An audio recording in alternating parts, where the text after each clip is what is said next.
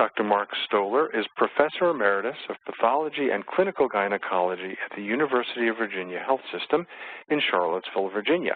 He is a past president of the American Society for Clinical Pathology and is still active in multiple professional organizations.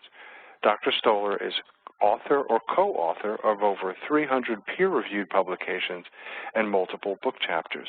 His writings have focused on his core research interests, targeting the role of gene expression in human disease, especially the relationship between human papillomaviruses and cervical carcinogenesis, and applications of this knowledge to improving diagnosis and prognosis. So it's a real pleasure to bring to our microphone Dr. Mark Stoller. Dr. Stoller, welcome. Thank you, Rick. Thanks for the nice introduction. I hope everybody can hear me. So let's get started. So today's webinar is about really to have a conversation about how HPV testing really impacts our patients in the screening for cervical cancer, in the triage of patients of who will be treated, who can have just repeat surveillance, and how we can make better diagnoses. So these are some of the disclosures that we won't dwell upon. The viewpoints are mine alone, and you should know that I've been consulting for many years with virtually everybody who makes a molecular diagnostic related to HPV. I'm also involved in the HPV vaccine trials. So our objectives today are really in three parts. We're going to talk about the biology of HPV and carcinogenesis, so we're all on the same page. We're going to describe the importance of what we mean by clinically valid HPV testing and how clinically valid HPV testing is indispensable in cervical cancer screening today.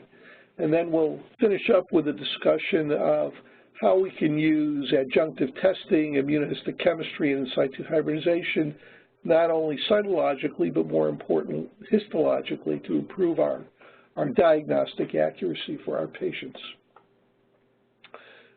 Papillomaviruses, human papillomaviruses, it says here there are more than 100 types identified. There are actually over 200 types of human papillomaviruses, and somewhere between 30 and 40 or 50 types that infect the mucosal surfaces. The mucosotropic or mucosal attracting viruses can be broken into two main groups: the so-called oncogenic types, those types that are associated with cancer, although we should emphasize that the majority of oncogenic HPV infections do not lead to cancer, and the non-oncogenic types that mostly cause genital warts, but can very, very rarely, probably 1,000 times less frequently than the oncogenic types, also be associated with cancer. This is a diagram of the HPV family tree. The mucosal viruses, the so-called alpha papillomaviruses, are above the dotted line, and the other genuses of papillomaviruses below the dotted line. All vertebrate species on the planet where they've been looked for have a population of papillomaviruses. Let me see if I can get the pointer to work.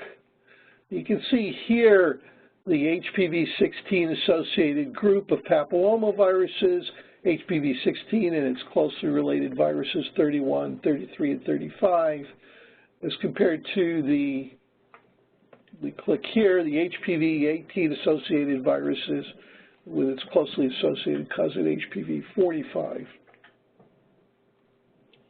Oops.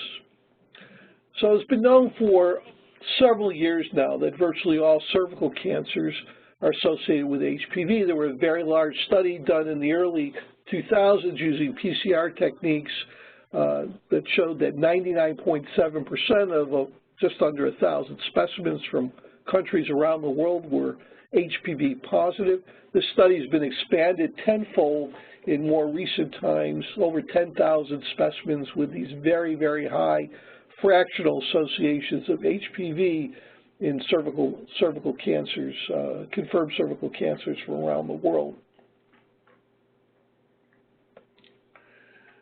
The natural history of papillomavirus infections can be divided into two two basic populations. The vast majority of HPV infections lead to transient infections with manifest as mild cytologic abnormalities if the pap smears time appropriately. And these transient infections are the productive phase of the HPV life cycle. These are the lesions, the morphologic lesions that are correlated with virion production and transmissibility. In contrast, a small fraction of HPV infections, regardless of type, tend to lead to persistent infections. These persistent infections, the longer they persist, are associated with the development of histologic and cytologic precancerous lesions that can eventually lead to the development of invasive cervical cancer and other carcinomas.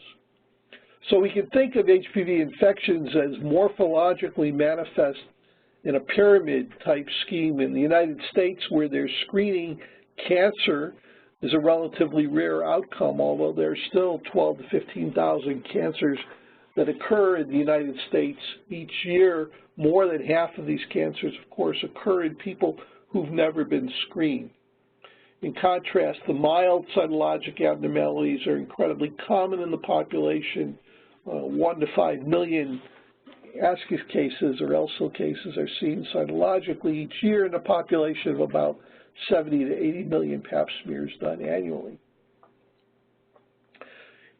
In places like the United States, Europe, Canada, Australia, where screening has affected a marked reduction in cervical cancer incidence, we have to note that the majority of HPV infections that put people at risk for the development of cancer and precancer occur in the unscreened populations of the world, sub-Saharan Africa, South America,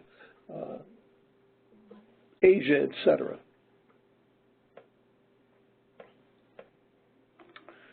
And that today we know that it's not just cervical cancer that is associated with HPV, but significant fractions of vaginal squamous cell carcinoma, vulvar squamous cell carcinoma, penile carcinoma in men, anal carcinoma in both sexes, and increasingly of clinical importance, which we'll touch on at the end, oropharyngeal carcinomas are associated with the alpha subgroup of papillomaviruses.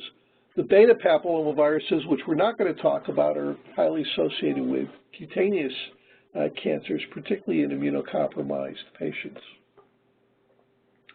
And so one of the final concepts I leave you with is that HPV infections are very common.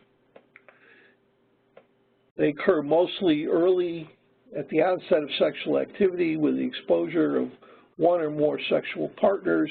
Some people consider HPV infections over the lifetime of a patient part of your normal experience of being a human being. In contrast, cancer and precancer are relatively rare. They do develop over time, and they take the time course is one of years to decades for the transit time between an infection and the development of invasive cancer. So I want to move now to a consideration of the cervical cancer screening process, which for those of you who are involved in this process, I appreciate that there are several steps. One screens the population of basically healthy individuals looking for abnormal cytology or HPV positivity today, or both. We have to decide what to do with the patients who are positive while better reassuring the patients who are negative. Positive patients most often get a colposcopy where they're biopsied in an attempt to try and confirm the presence or absence of a precancerous lesion that could be treated and thereby lead to the prevention of invasive cancer. And in each one of these steps, we're going to touch briefly upon the role of HPV testing and cytology in both screening and triage, and how some of the newer concepts of looking at the risk associated with the different HPV genotypes, as well as potentially triaging patients with immunocytology will be an increasing consideration. And then finally, we'll look at the applications of immunohistochemistry, particularly P16 immunohistochemistry, and in situ hybridization methods for improving biopsy diagnosis. So if we consider cervical cancer screening, we have to remember that preventing all screening all cancer by screening is unrealistic. We can have a dramatic effect in the United States. 50 to 60 years of pap smears have affected almost a 90% reduction in the incidence of cervical cancer in the population, but it's never going to take it to zero by itself. Cytology, pap smear cytology has been an incredibly powerful tool in our battle against cervical cancer, but as the prevalence of, as we'll talk about, as the prevalence of cancer and precancer drops with repeated rounds of screening or now with HPV vaccination, we absolutely have to have better, more sensitive techniques than cytology alone. And if you talk to anybody who works in the field of in making guidelines for cervical cancer management, the concept that is frequently talked about is the idea that patients who are at equal risk should be managed the same way, something that seems intuitively obvious in retrospect, but if you look at older guidelines, was not always the case. So indeed, if you look at the most recent cervical cancer screening guidelines from the American Cancer Society, the fundamental goal of cervical cancer screening is we talk about the concept of balance, balancing the benefit of screening with the potential harms of screening and over-treatment if we over-screen individuals and over-diagnose people who don't really have something that needs aggressive treatment. And of course, our goal is to do what's best for the patient, ideally regardless of cost. So the risk of cancer is always present. Screening means nothing if we don't find precancer and detect and treat it to prevent the development of cancer. That's really what the cervical cancer screening process is all about. But there are risks to treatment. Treatment involves surgery. Surgery involves removal of a significant portion of the cervix, and this has been shown, at least in some studies, to put patients at risk for premature delivery and other potential obstetric complications, not to mention the cost and discomfort associated with treatment. So we can think of the cervical cancer screening process as a trade-off between detection of cancer and precancer, thereby identifying the patients who need treatment specifically while sensitively identifying all those patients who are at so low risk for having cancer or precancer that they can be reassured and not have to be screened except at whatever the routine screening interval is. And this is, in screening we want to be maximally sensitive to reassure the patients who don't have disease, but in,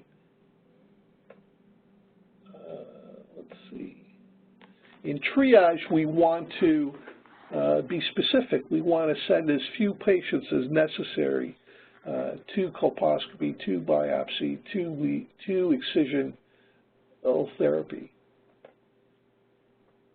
And so we talk about balancing the numbers of cancers and precancers prevented and use the number of colposcopies as a surrogate measure for the potential harms associated with treatment.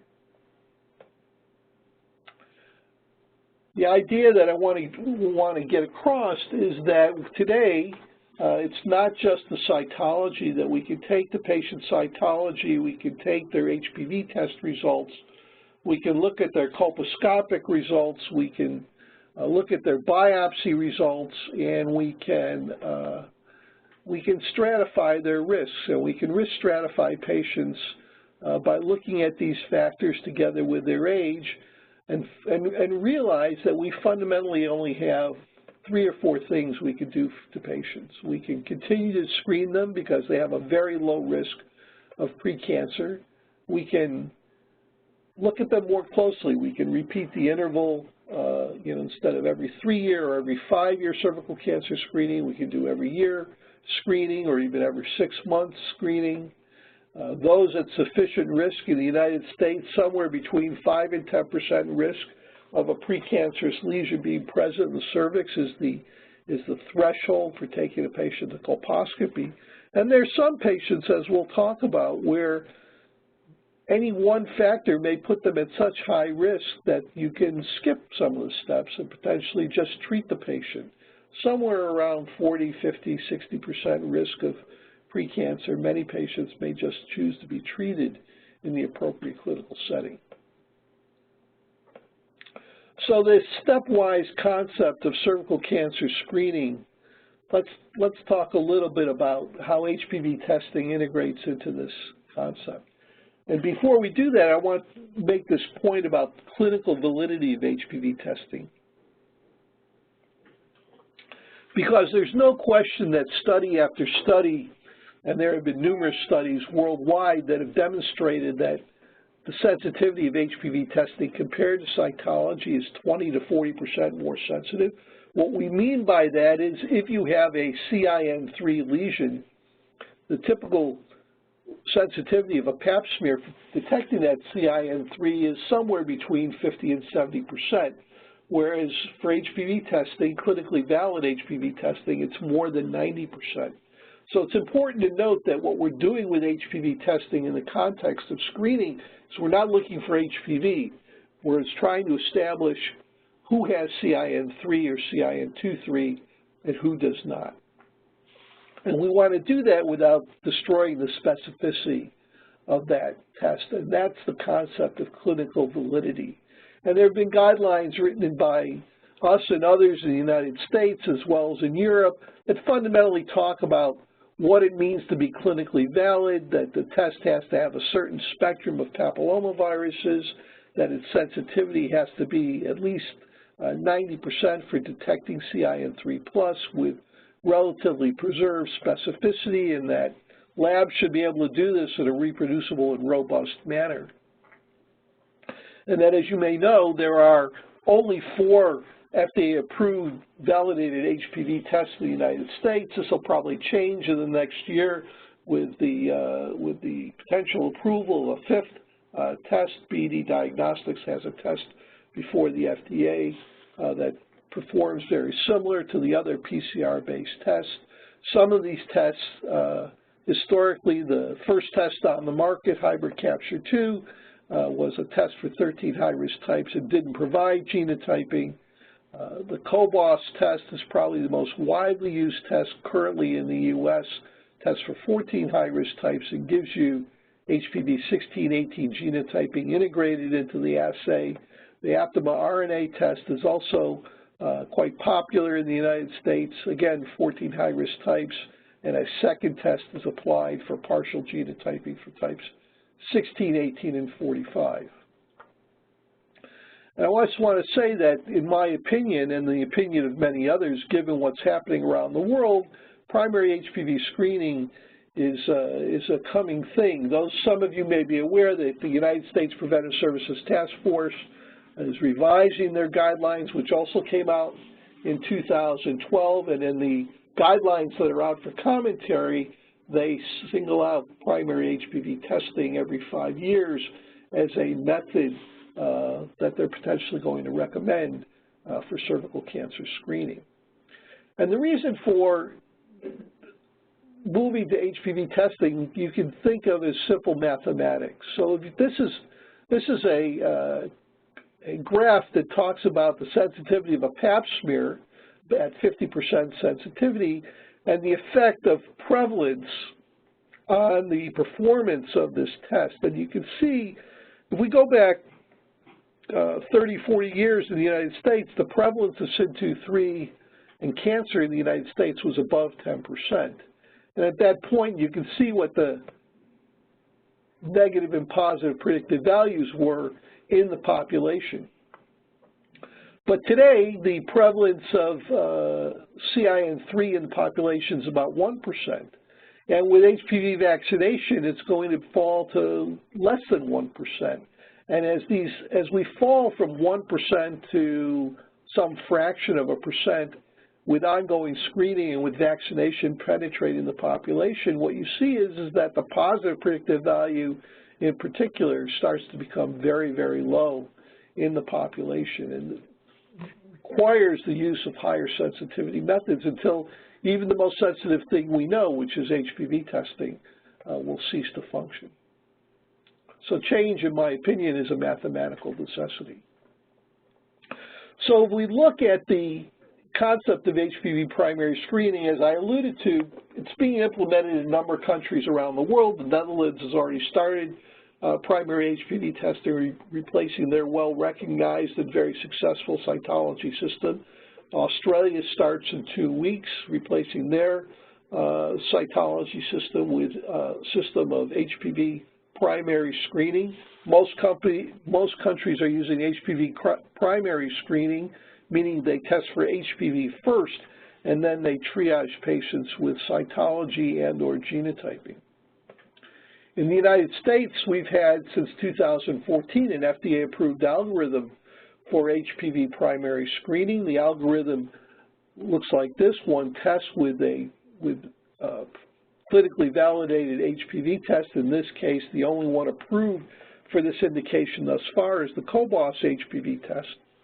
If you're HPV negative, one goes to routine screening, which, based on the data from the Athena trial, is assumed to be 3 years, but in the United States Preventive Services Task Force draft, which you can look up on the web, they're talking about 5-year HPV primary screening, which is the standard as it's being implemented in Europe, Australia, etc.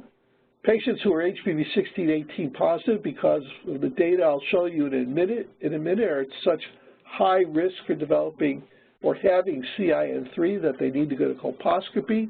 And the 12 other high-risk HPV positives, which is about 7% of the entire screened population, get cytology. And if their cytology is abnormal at any level, they also go to colposcopy.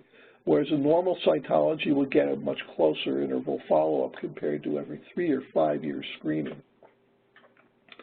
Here are those data I alluded to. These are data, the long-term follow-up data from the Athena trial.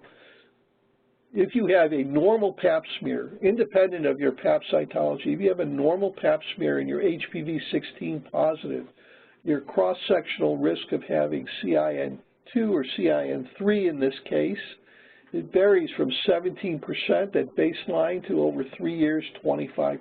So 1 in 4 HPV 16 positive individuals have CIN3 if you take them to colposcopy and do an adequate number of biopsies. HPV 18 similarly varies from just under 10% to just over 10% over 3 years. And it actually goes up quite a bit more in other studies if you look at longer-term follow-up. The 12 others vary from 4 to 5.4%, but as we'll talk about in the middle, this is an average of the prevalence of the 12 types and their relative virulence, and as we'll see, there's some newer data to suggest that there's clinically useful information potentially hidden within this line here. And of course, the important point is that the HPV negative population stays right close at baseline with a very, very low risk compared to an unscreened population. Here are data from Denmark that emphasize that persistent HPV infection, as I said, persistent HPV infection, this is with people who have normal cytology. Persistently HPV infected people have almost a 50% chance of having CIN3 compared to a single infection. These are different populations, different HPV tests, but very similar results. But you can see here the interesting point that's not evident in the graph I just showed you previously. It's HPVs 31 and 33, which are genetically the closest relatives of HPV 16, have very risks similar to HPV 18 in terms of the risk of developing CIN3 over a decade in the population. So these are data from the OnClarity, the BD assay that's before the FDA trial that have been presented at several meetings, so I feel comfortable presenting these data here. The OnClarity test allows you to get genotypic information as broken down. On the side here, a few of the types are grouped because of limitations of the PCR assay. But I want you to just pay attention to the absolute risk numbers. So if you're HPV 16 positive cross-sectionally in this trial, the risk of having CIN3 is 20%. and 31 and 18 are both above a 10% natural break in the population here. The next group, which is below 5% to 2%, HPVs 33, 52, 45, between a 2 and 5% risk of having CIN3. And then there's a population of very low-risk viruses, including this cluster of 59, 56, and 66. So the idea is that the genotypes have different levels of virulence and potentially allow you to risk stratify your patients in terms of who needs to go to colposcopy and who doesn't.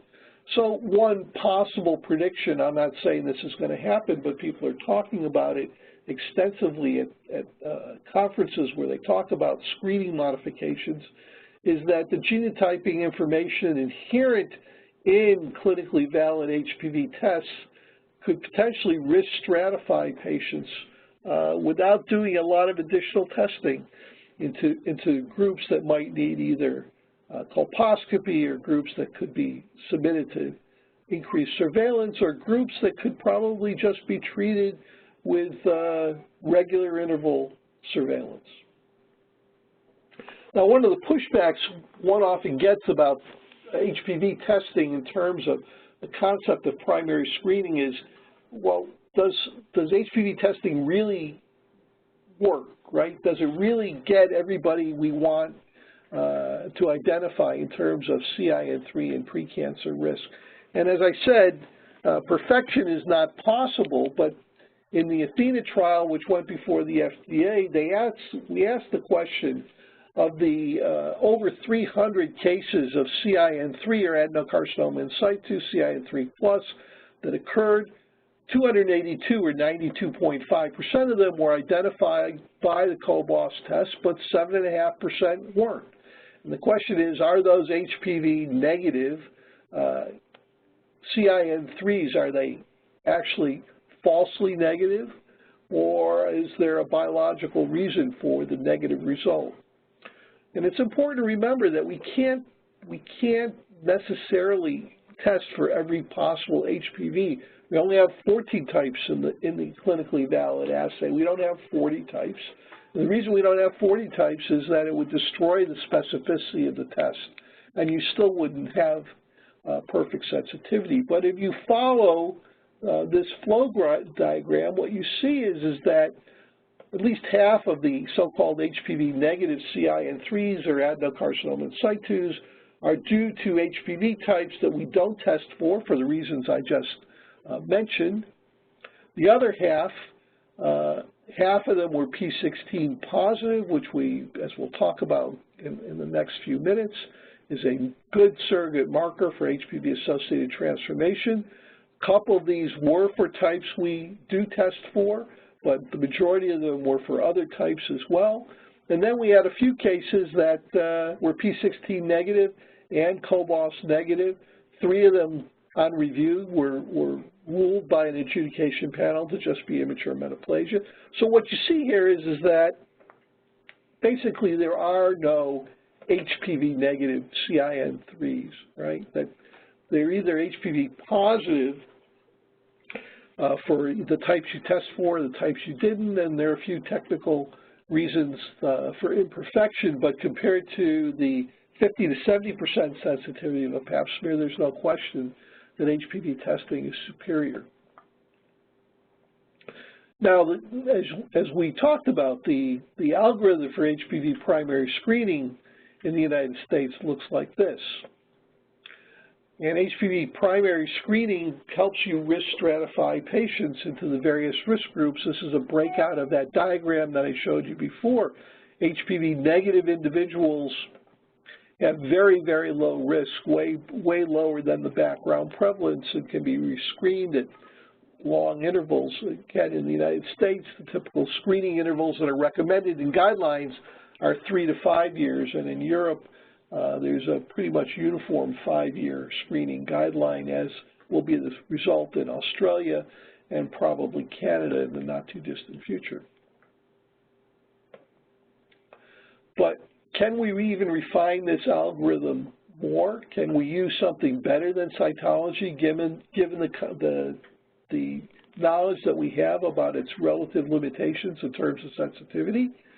Well, here's where I think the near future, and by near future I mean an assay that's now on the market in Europe, and it is available in Canada, it is available potentially in Australia, and is being talked about as substituting for cytology in the primary screening algorithm, this concept of the dual stain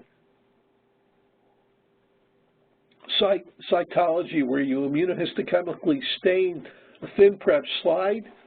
P16, as you know, is a protein that puts the brakes on the mitosis, trying to affect cell cycle arrest in cells that are proliferating. Ki67 is a widely recognized immunohistochemical marker that's correlated with mitotic activity. And the idea here is that co-expression of P16 and Ki67 is evidence of a cell that really has lost its way. It's a deregulated or unregulated cell where the two factors are in direct conflict and normally doesn't occur in the normal situation, but is highly correlated with HPV-associated induced neoplasia. These assays are very easy to interpret. The dual stain with the dark red Ki67 and the brown and red staining of both the nucleus and cytoplasm is what a positive looks like. And in the data I'm about to talk about, a positive just means finding one of these cells on the slide. And so if we look at a study that was published early this year, last January, in Gynecologic Oncology, where we retrospectively stained residual thin prep files that were collected in the Athena trial and asked the question, what's more sensitive for the prevalent CIN3 in the population? You can see that dual stain cytology was about 25% more sensitive compared to Pap cytology in a highly statistically significant manner with virtually no cost in terms of specificity. So higher positive predictive values, but more importantly, a 50% reduction, if I can get the slide to move, a 50% reduction in the residual risk in terms of reassuring a patient with a negative result that they don't have CIN3 and can safely be followed by normal longer interval screening.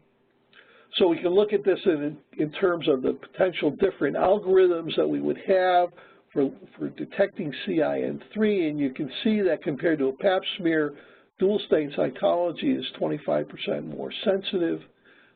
Adding genotyping decreases specificity, but adds a little bit of sensitivity to a primary screening algorithm, and dual stain plus genotyping gives you the best combination as we go up in this ROC-like curve in terms of sensitivity and specificity. One can look at these data another way and look at these four different possible algorithms. I just want to call your attention to this line here where we detect the most CIN3s earliest in the screening system. Yes, we do more colposcopies, but we find much more disease compared to the other algorithms, and so the balance, if you will, between sensitivity and specificity is a net of about 7 colposcopies performed to detect a single case of CIN3 in this situation with very, very high sensitivity.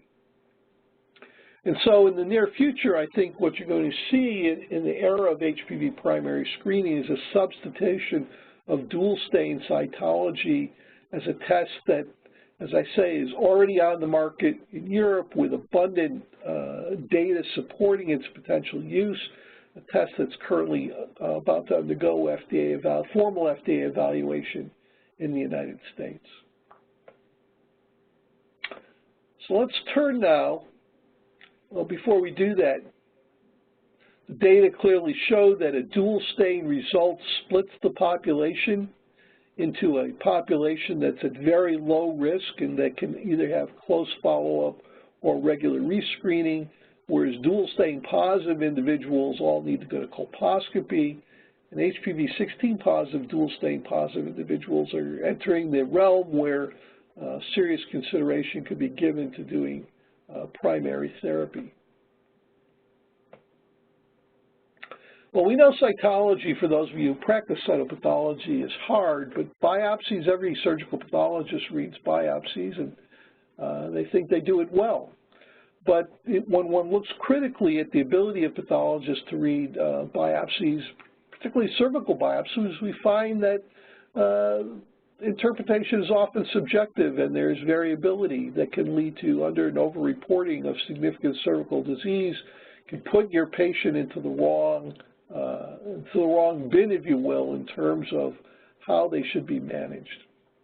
This was first in modern literature brought forward when we looked in the ASCII-cell triage study at the comparison between local study diagnosis, in this case groups of academic pathologists at 4 major academic centers, and another group of academic pathologists, and we looked at thousands of cervical biopsies, and we asked the question, well, how often do pathologists agree? And only 71% of the diagnoses were on the diagonal. You can look, for instance, at CIN1 diagnoses, which, remember, when we get a biopsy, we always know that the patient has an abnormal pap. The most commonly overcalled cervical biopsy in this study was a CIN1, where just about 50% of CIN1 diagnoses by one group were called normal by the other group.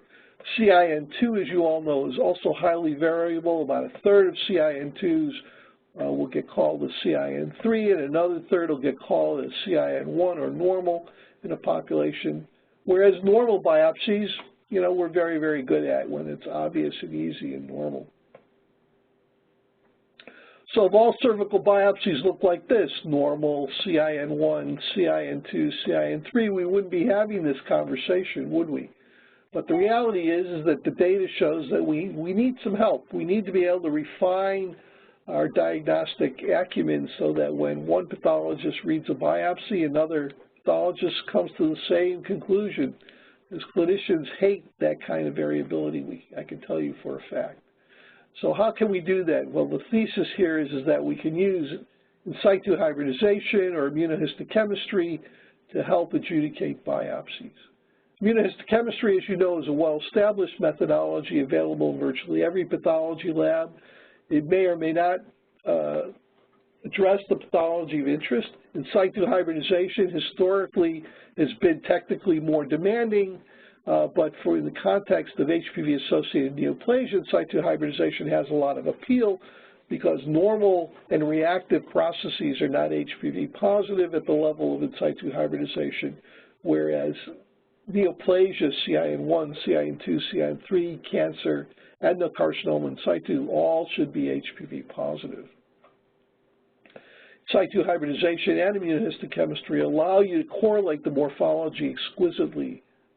The term I often like to use is seeing is believing.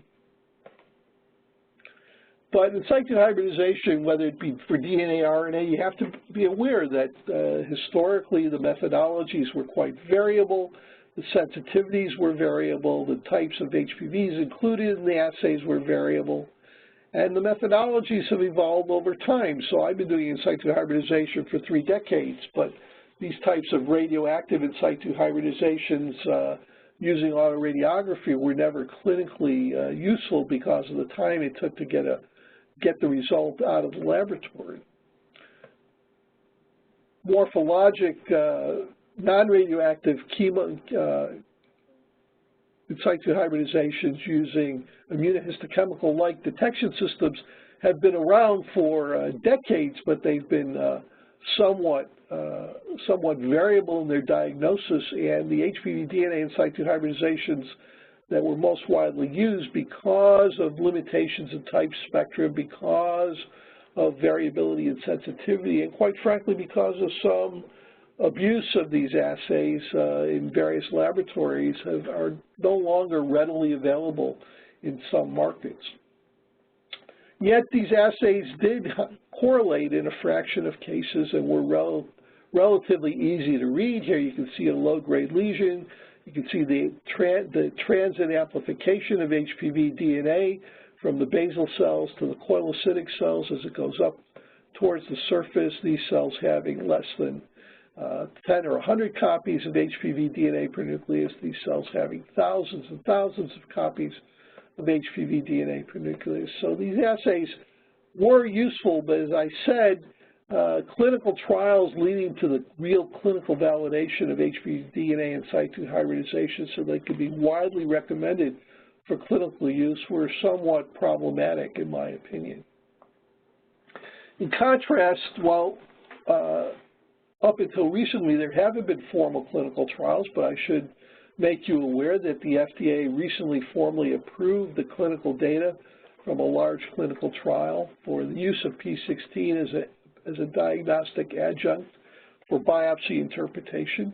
Positive P16 immunohistochemistry is so-called block positive, where runs of at least 6 basal cells and then extending up in the epithelium at least a quarter of the way is defined as this dark, strong nuclear plus cytoplasmic positivity, so-called block positivity. And the biomarker P16 is useful in differential diagnosis. So some may look at this and say, well, look, there's a parabasal proliferation extending up into the epithelium, and, you know, there's maybe some atypia here and some vaculation, and this is an HPV positive lesion, whereas others may say the nuclear atypia is not significant enough. I think this is reactive squamous metaplasia. But when one sees a P16 reaction like this in the context of a squamous proliferation, one can generally be reassured that this is an HPV-associated lesion. Here's a similar lesion, metaplasia versus dysplasia involving an endocervical gland. In this case, a completely negative, clean P16 immunohistochemistry would suggest that this is a reactive metaplastic process and not CIN involving the gland. And there are cases where, unfortunately for us pathologists, we have to admit that we miss things. So this was a biopsy signed out in our laboratory as negative. The patient had a significant risk of having CIN2 or CIN3 in that they had a H-cell cytology. You can see here that at high power there is this little area of metaplasia and hyperchromatic cells that was missed at low power, but at low power P16 immunohistochemistry highlights these lesions, and this is particularly useful in the context of a patient who has a high risk of having CIN2-3 in a negative biopsy, one of the last guidelines.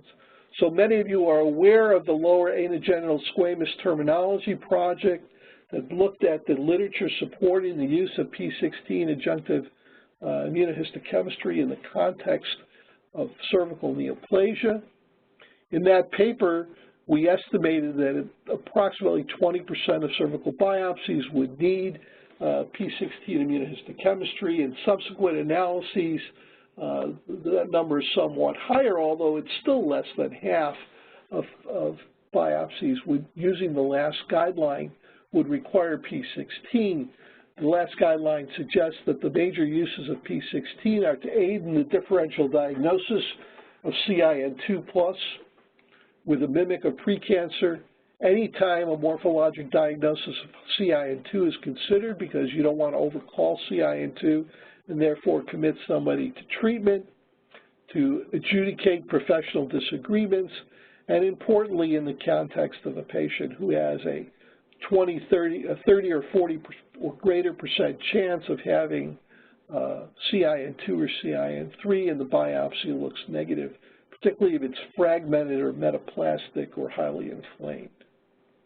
So in the last 5 minutes, I want to leave some time for questions. I want to talk about some newer forms of in situ hybridization, HPV RNA in situ hybridization. There's a kit on the market developed by a set of probes developed by Advanced Cell Diagnostics, which I helped to engineer.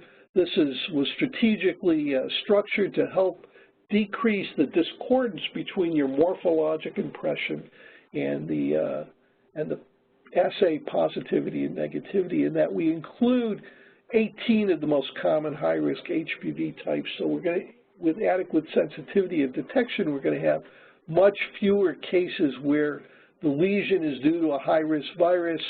It really is lesional and you get a falsely negative HPV test, one of the limitations with some of the prior HPV DNA diagnostics, particularly those with many fewer HPV types in the probe mix. And there's a companion probe set which has 6 low-risk HPV types, because remember, even for CIN1, 15 to 20% of CIN1s are due to low-risk HPVs, not high-risk HPVs.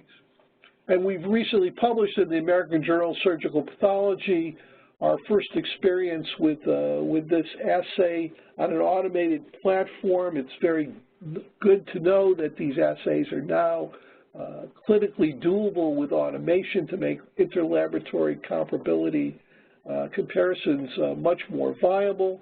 In this analysis, we had very good sensitivity for the HPV RNA RISH compared to other prior assays, HPV DNA in situ hybridization, P16 immunohistochemistry, and PCR, all done at a very high level sensitivity and very good specificity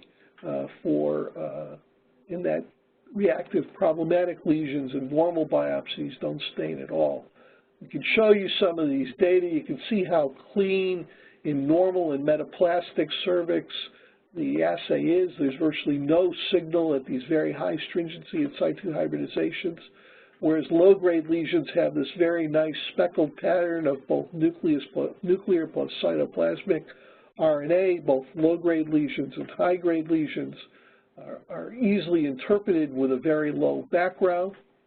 There are cases that come up clinically, I'm sure all of you have seen, where you think the lesion is high-grade. Here you can see something that's one might call CIN2, based on the degree of nuclear atypia and parabasal proliferation.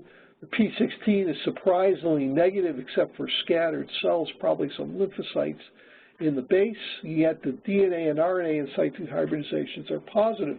This phenomenon of a high-grade lesion that's P16 negative is pretty rare.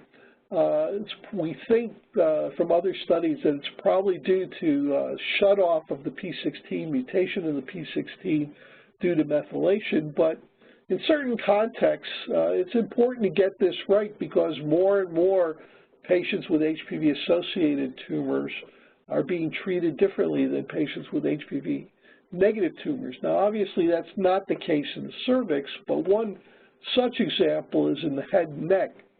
Oropharyngeal squamous cell carcinomas are frequently HPV positive, a very high fraction of the time, and P16 in the oropharynx, the tonsil, the tonsillar crypts, the base of the tongue, etc., is very, very well correlated with HPV positivity, and overexpression of the E67 oncogenes is evidenced by this RNA in situ hybridization. But outside the oropharynx, there are cases of squamous cell carcinoma that are P16 positive, but are not due to HPV, because there are other reasons for P16 overexpression or inappropriate expression. And so in certain clinical situations, it may be important to test or further test a P16 positive or P16 negative result as we gather more and more data about the biology of squamous neoplasia in a variety of sites. So, in our opinion, HPV RNA in situ hybridization is going to be very useful for problematic cervical biopsies, particularly at the low end of the spectrum where reactive is going to be HPV negative and P16 is not useful. In head and neck squamous cell carcinomas, vulvar squamous cell carcinomas, anywhere where the specificity of P16 may need to be improved, we think HPV RNA in situ hybridization is going to be a very good complementary test to P16, if not potentially a replacement test. And when investigating carcinomas of uncertain origin, there are some contexts where P16 just doesn't work very well. So, for instance, in an endometrial cancer, P16 can be highly expressed, particularly in serous carcinomas of the endometrium, and P16 is, of course, is also expressed in cervical carcinomas, but there's no HPV in any of the endometrial cancers, and virtually all of the endocervical adenocarcinomas that are a large majority of them, even the unusual types, are HPV positive. So with that, I remind you once again about the cervical cancer screening process. What we've tried to do in this hour together is talk about how HPV testing in the setting of primary screening allows for the accurate identification of who needs treatment and who needs to go to colposcopy and who does not, focusing the patient on who needs treatment using improved genotypic methods or dual stain, I think is definitely in the future of the algorithm, and P16 immunohistochemistry and RNA in situ hybridization for HPV, I think, are going to be increasingly used as diagnostic adjuncts to help us get the right answer on those tissue biopsies for our patients and decrease inter-observer variability, which was the basis for the FDA approval recently for P16 as an adjunctive test. And with that, I thank you for your questions, your attention, and I'm happy to entertain any questions. Rick? Yeah, well, thank you so much, Dr. Stoller. That was an outstanding volume of knowledge that you just shared with everyone, so thank you so much for that. We do have some questions and a little bit of time, so let's go right to the questions. First, why don't the clinically valid HPV tests include all of the known HPV types that we now know are associated with cancer?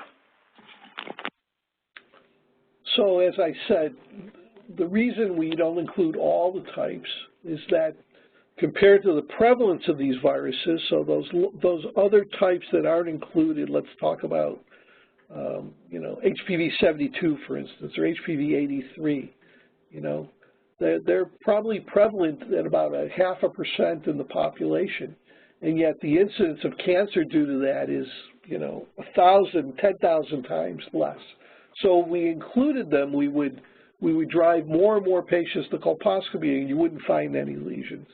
So you can't. It's this issue of balancing sensitivity and specificity, and epidemiologists and pathologists have worked long and hard over the last 2 decades to try and get the right balance and recommend those HPVs that should be tested for, because they lead to clinically actionable information without destroying the specificity of what you're doing. Excellent. Thank you very much. I am going to now move back to your slides, Dr. Stoller, and I'm going to move to slide 66 because someone has asked to see the article. So while that is up, I'll go to the next question. A biopsy of a head and neck squamous cancer is strongly P16 positive. Why would I need in situ hybridization? So again, it depends upon where you are in the head and neck. So it is true that many P16, there are HPV-associated cancers that occur, for instance, in the larynx or the posterior pharynx, or even in the oral cavity, but they are a very small minority of the cancers. And what we found in studies in these other sites is that the P16 positivity is not as highly correlated with HPV-associated neoplasia as was once thought. So, I mean, the recommendations vary amongst laboratories. So, for instance, in our lab, we don't do P16 unless it's an oropharyngeal cancer, unless it's specifically requested on a protocol or for a specific clinical question because of that false positivity.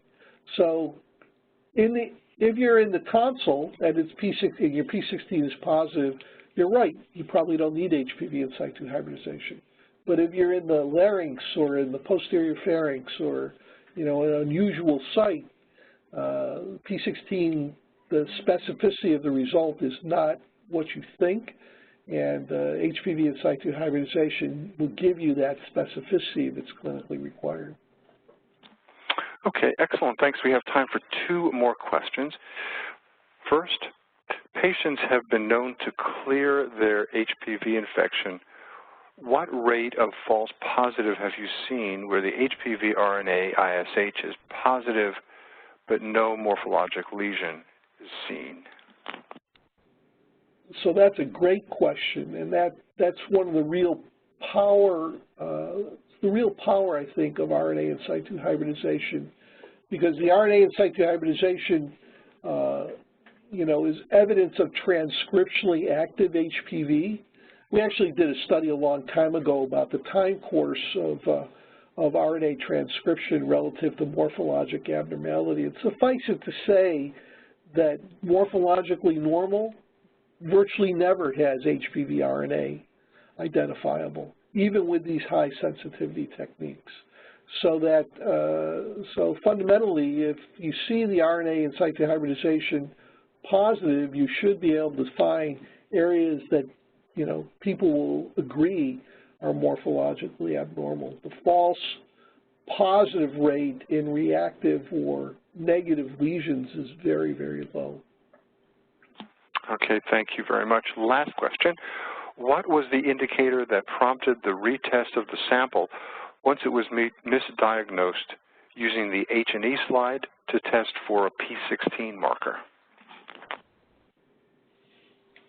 So I'm trying to understand what the question is. In the original studies looking at the utility of P16 in adjunctive diagnosis, the correlations were done independently. That was one of the real power of the study. If you go back to, for instance, the Galgano study in the American Journal of Surg Path, which we did, and the subsequent studies that went to the FDA, the finding is that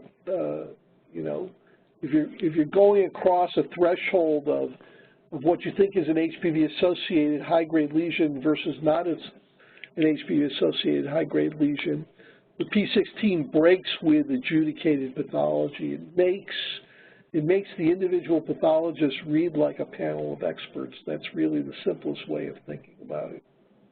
Not sure I answered the question, but I think that's the relevant concept. Yeah, well, it looks like that was helpful. I just got a chat from the person who asked that question. So thank you so much. We have reached the scheduled stop time. Yes, thank you very much. We have reached the scheduled stop time, and I'd like to remind everyone that if you would like to write an educational article for pathology leaders, be sure and let Eric Heilman at Leica Biosystems know about that. And here's his email address. Susanna has put that email address into the chat box, so please copy and paste that. And you will be able to access the recording of today's webinar within a few days here. Susanna has just put that into the chat box as well. For those of you who may have missed the continuing education credit segment, if you would like to receive PACE or Florida Laboratory credit or a certificate of attendance for attending today, when you close the WebEx window, you will see the evaluation open in your browser. Fill it out, send it right in so that you can receive your certificate of attendance within a couple of days.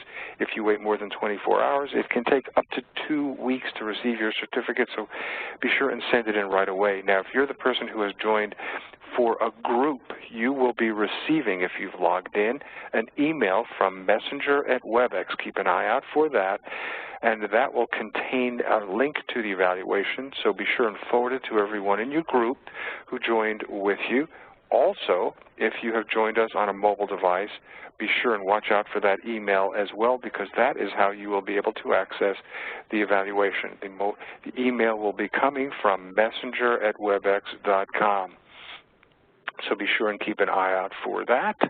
And your certificate of attendance, as I said, will be sent to, if you receive your evaluation within 24 hours, your certificate should be there within a couple of days. If you have any unanswered questions or any follow-up questions, send them here also to Eric Heilman. Susanna has put that again into the chat box. Thank you, Suze. So a big thank you to you, Dr. Stoller, for a wonderful presentation and some great answers to all of those questions. We do appreciate your help. Thank you so much, sir. Yeah, you're welcome. Thanks for coming.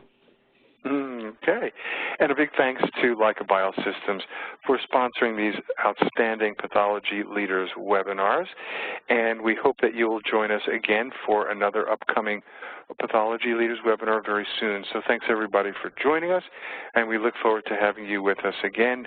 Check out the chat box for all of these links that you can use to access the recording and also get more questions answered. Thanks for joining, everyone. We'll see you next time. Thanks, Dr. Stoller, for a wonderful presentation. Bye-bye, everyone.